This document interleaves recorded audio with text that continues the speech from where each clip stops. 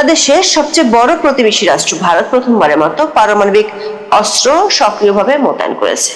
বৈশ্বিক অস্ত্র প্রতিযোগিতা ও নিরাপত্তা বিষয়ক শীর্ষস্থানীয় সুইডিশ গবেষণা সংস্থা Stockholm international piece research institute বা SIPRI এর 2026 সালের বার্ষিক প্রতিবেদনে এই চাঞ্চল্যকর তথ্য প্রকাশ করা হয়েছে।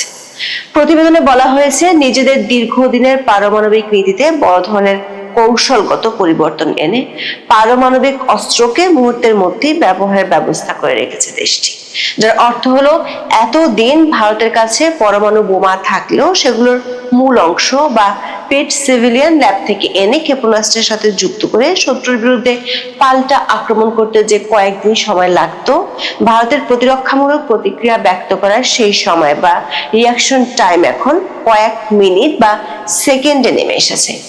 অর্থাৎ ভারত এখন যে কোনো মুহূর্তে তার সাবমেরিন বা স্থলভিত্তিক ক্যানিস্টার থেকে তাৎক্ষণিকভাবে আঘাত কিংবা পাল্টা আঘাত যে কোনোটি হানতে পারবে। শুধু তাই নয়, একসাথে জল, স্থল ও আকাশ পথে পারমাণবিক হামলা চালাতে সক্ষম। ভারতের মোট পারমাণবিক ওয়ারহেডের সংখ্যা বেড়েছে। প্রশ্ন হলো, শান্তিকালীন সময়ে যে কাজটি পাকিস্তান করে না, এমনকি যুদ্ধকালীন সময় এখনো পর্যন্ত ইসরায়েলও করেনি, সেই কাজটি কেন ভারত করলো? এটিকে দক্ষিণ এশিয়ার ভূ রাজনীতিতে নতুন কোনো বার্তা দিচ্ছে? বিস্তারিত জানতে চলুন যাওয়া যাক বিশ্লেষণে।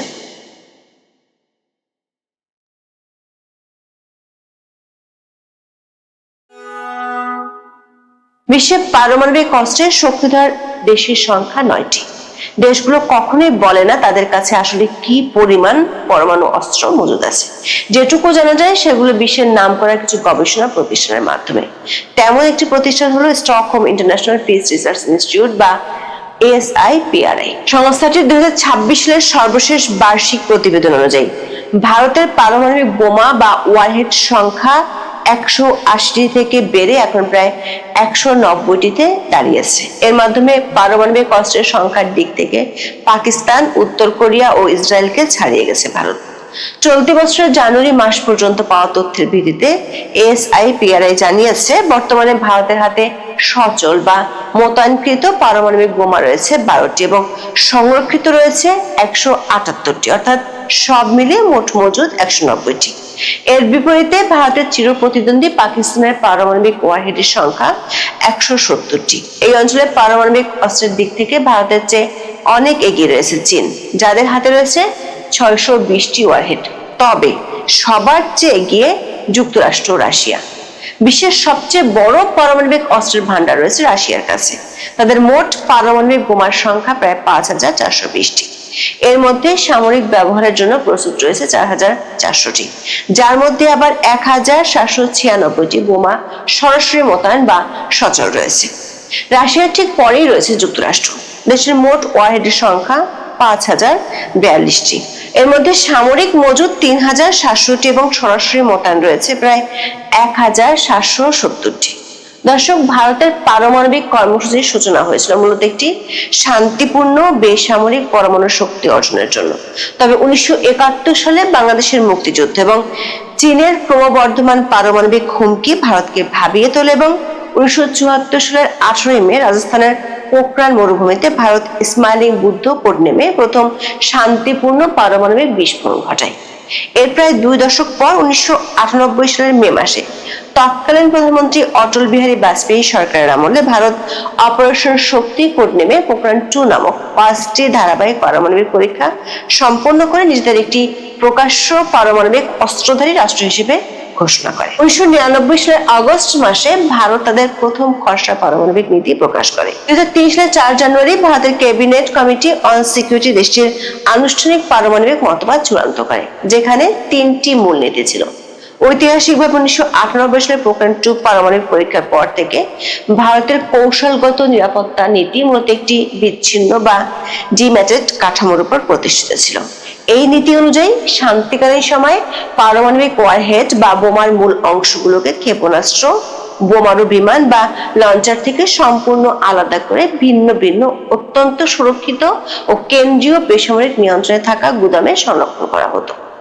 এই বিকেন্দ্রীভূত সংরক্ষণ পদ্ধতির উদ্দেশ্য ছিল ভুলবশত পারমাণবিক যুদ্ধ এড়ানো, অনুমোদনহীন উৎক্ষেপণ ঠেকানো এবং কঠোর বেসামরিক রাজনৈতিক নিয়ন্ত্রণ বজায় রাখা।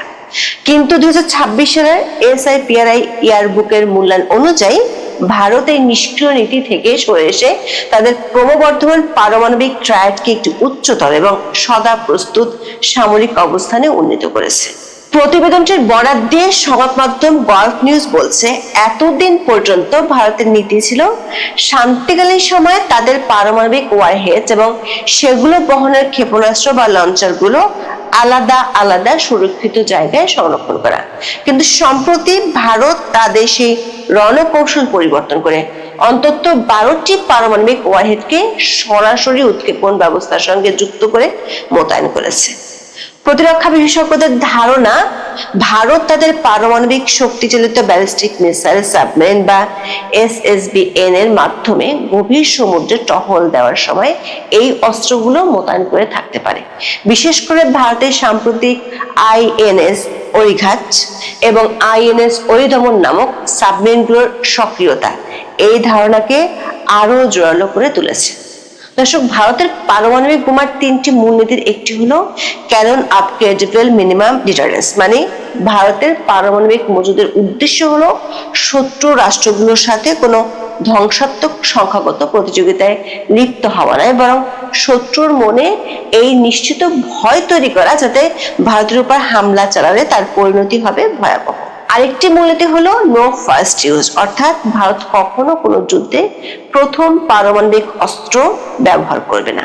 তাহলে কেন এত বছর পরে এসে ভারত 12টি পারমাণবিক ওয়ারহেডকে এমন ভাবে প্রস্তুত করে রাখলো যেখানে চাইলে যে কোনো মুহূর্তে বোতাম টিপলে চলবে?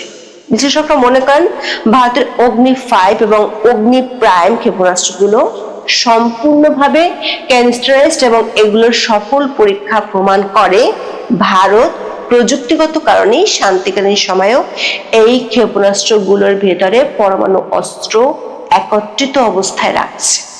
আবার সমুদ্রের শত শত ফুট গভীরতায় লুকিয়ে রাখা ভারতের পারমাণবিক শক্তিচালিত ব্যালিস্টিক ক্ষেপণাস্ত্র সাবমেরিন বা SSBN শত্রুর পক্ষে শনাক্ত করা বা ধ্বংস করা অসম্ভব।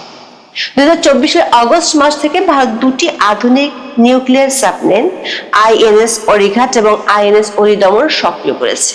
এই সাবমেরিনগুলো যখন সমুদ্রে দীর্ঘমেয়াদী শান্তিকালীন টহল বা ডিটারেন্স পেট্রোল পরিচালনা করে, তখন তাদের বহনকারী সাবমেরিন লঞ্চড ব্যালিস্টিক ক্ষেপণাস্ত্র বা SLBM যেমন K-15 বা K-4 এর সাথে পারমাণবিক ওয়ারহেড সংযুক্ত রাখতে হয়। এখন ভারতের নৌবাহিনীর সাবমেরিনের K-15 সাগরিকা ক্ষেপণাস্ত্রের সাথে এই 12টি ওয়ারহেডকে স্থায়ীভাবে মোতায়েন করা হয়েছে। ফলে পুরো বঙ্গোপসাগর ও ভারত মহাসাগরে দেশের আধিপত্য বাড়বে। আবার ভারতীয় বিমান বাহিনী মিরাজ 200, জাগুয়ার এবং অতি আধুনিক রাফাল ও সুখোই 30 MKI যুদ্ধ বিমানগুলো পারমাণবিক গ্রাভিটি বোমা নিক্ষেপ করার জন্য বিশেষভাবে তৈরি ও প্রশিক্ষিত।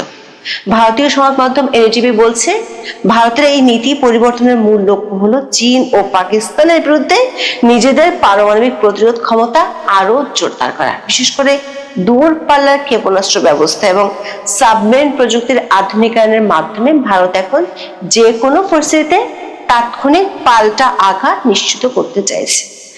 এতদিন যুক্তরাষ্ট্র, রাশিয়া ও চীন ছাড়া আর কোনো দেশ শান্তিকালীন সময়ে পারমাণবিক ওয়ারহেড মোতায়েন করত না।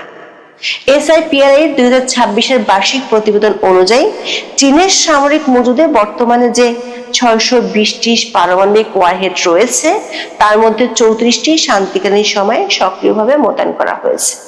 এমনকি ইসরায়েলের কাছে যে 90টি পারমাণবিক ওয়ারহেড রয়েছে, তার সবকটি কেন্দ্রীয় গুদামে অত্যন্ত নিরাপদে সংরক্ষিত অবস্থায় রাখা হয়েছে এবং শান্তিকালীন সময়ে কোনোটি সক্রিয়ভাবে মোতায়েন নেই। আন্তর্জাতিক সংস্থাগুলোর রিপোর্ট অনুযায়ী ট্রায়াড সক্ষমতা, দূরপাল্লার ব্যালিস্টিক ক্ষেপণাস্ত্র এবং সাবমেরিন ভিত্তিক প্রতিরোধের দিক থেকে ভারত ইসরায়েলের চেয়ে অনেক বেশি অগ্রসর। আবার ভারত ও ইসরায়েল তাদের পারমাণবিক অস্ত্রের বিস্ফোরণ ঘটনার মূল জ্বালানি হিসেবে প্রধানত প্লুটোনিয়াম 239 ব্যবহার করে থাকে, যা অত্যন্ত ক্ষতিকর ও দীর্ঘস্থায়ী ধ্বংসযজ্ঞ চালাতে পারে। অন্যদিকে ভারতের চিরশত্রু পাকিস্তানের পারমাণবিক মজুদ বর্তমানে যে 170টি ওয়ারহেড আছে তার কোনোটি লঞ্চনের সাথে মোটেড বা মোতায়েন করা নেই। প্রশ্ন উঠেছে, ভারতের এই 12টি পরমাণু ক্ষেপণাস্ত্রের শান্তিকালীন মোতায়েন পাকিস্তানের সামরিক পরিকল্পনাবিদদের মনে কি তীব্র শঙ্কা তৈরি করবে না? যদি পাকিস্তানও একই পথে আগায় তাহলে দক্ষিণ এশীয় অঞ্চলটি একটি বিপজ্জনক হেয়ার ট্রিগার অ্যালার্ট পরিস্থিতির দিকে যে ঝুঁকবে তাতে কোনো সন্দেহ নেই। সেটি হলে যে কোনো ছোটখাটো সীমান্ত উত্তেজনা বা সন্ত্রাসী হামলার ঘটনায় চরম পারমাণবিক যুদ্ধ শুরু হওয়ার আশঙ্কা বহুগুণ বেড়ে যেত।